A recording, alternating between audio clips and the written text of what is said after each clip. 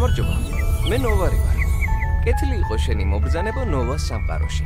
ჩვენ ერთად დავიწყებთ სახლის შენებას. ვისწავლით მასალის სწორად შერჩევასა და გამოყენებას. მზად ხართ სწავლისთვის? მოდი დავიწყოთ. კედლები ამოყვანილია. შემდეგი ეტაპი არის სახლის გადახურვა. ჩვენ სახლს აქვს კონვერტისებური ფორმა და პირველ ეტაპზე ვიწყებთ მთავარი ჩარჩოს მოწყობას. ამ შემთხვევაში ვაკეთებთ დათბუნებულ კონსტრუქციას.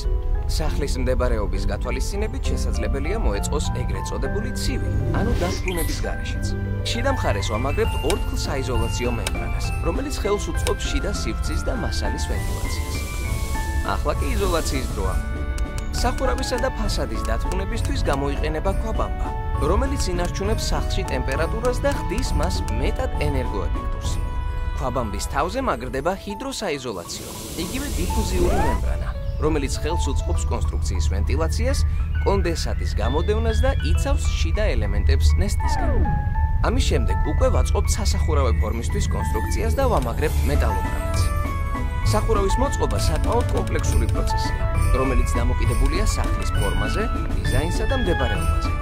ამიტომ შემდეგ ვიდეოში გესაუბრებით ფორმების სწორად არჩევაზე. გახსოვდეთ, მნიშვნელოვანია მონტაჟისა და უსაფრთხოების ნორმების დაცვა, რომელთა გაუთვალისწინებლობამ შესაძლოა პროდუქტის ფუნქციის სრულად დარღვევა გამოიწვიოს.